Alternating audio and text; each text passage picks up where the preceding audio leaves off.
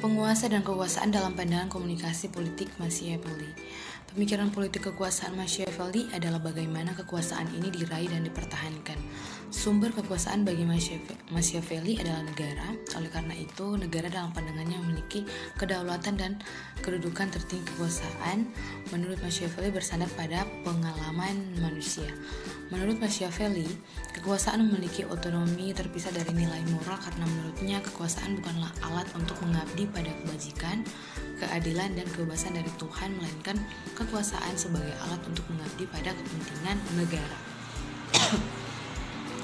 Penguasa, kekuasaan, dan negara merupakan satu kesatuan yang mengikat dan dua hal yang tidak bisa dipisahkan. Kekuasaan tidak mungkin terwujud jika negara tidak ada, dan begitu juga sebaliknya. Sebuah negara tidak akan sempurna tanpa adanya kekuasaan, dikarenakan kekuasaan dan negara merupakan satu elemen yang saling mempengaruhi. Selama masa hidup Machiavelli, pada saat puncak-puncaknya Renaissance Italia terbagi-bagi dalam negara-negara kecil.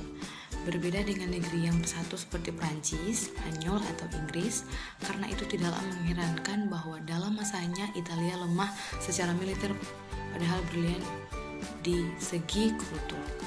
Oke, negara dan kekuasaan. Negara tanpa kekuasaan merupakan sesuatu yang tak masuk akal. Negara membutuhkan kekuasaan sebagai alat untuk meraih tujuan negara, karena kekuasaan itu begitu penting bagi negara, bahkan sesungguhnya tak terpisahkan dari negara serta merupakan hakikat dari negara itu sendiri.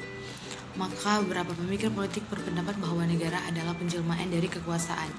Oleh sebab itu, Machiavelli mengungkapkan sebagiannya negara itu adalah negara kekuasaan. Dalam negara kekuasaan, kedaulatan berada pada negara itu sendiri.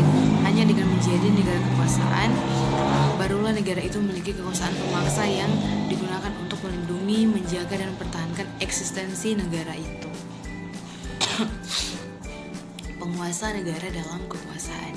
Ibnu Khaldun dalam bukunya Muqaddimah menjelaskan adanya penguasa menandakan ciri yang membedakan manusia dari makhluk lain yang ada di muka bumi. Setiap manusia pasti memerlukan penguasa karena dalam diri manusia itu masih bersifat-sifat kebintangan dan kecenderungan untuk menjolimi orang lain.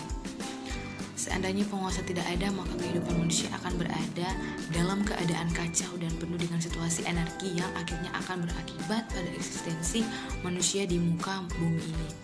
Bagi Ibnu Khaldun, penguasa bukanlah orang yang memaksakan kehendaknya kepada orang lain.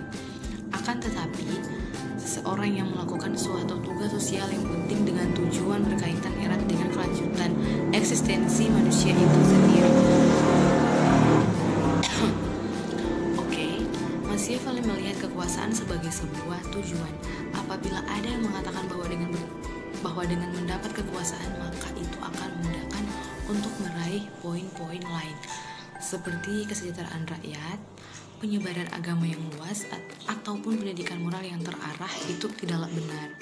Hal yang terjadi adalah sebaliknya. Baik itu moral ataupun agama adalah cara-cara yang bisa digunakan untuk dapat menggapai kekuasaan lain. Kekuasaan bukanlah cara untuk meraih hal-hal lain, tapi kekuasaan merupakan inti dari apa yang diperbuat oleh seorang penguasa atau yang ingin berkuasa. Oke, kesimpulan.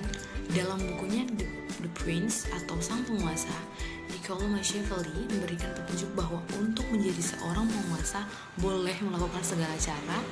Ia juga memberikan nasihat bagaimana menjadi seorang penguasa yang dapat mempertahankan kelanggengan kekuasaannya dengan mengabaikan penilaian moralitas dan agama.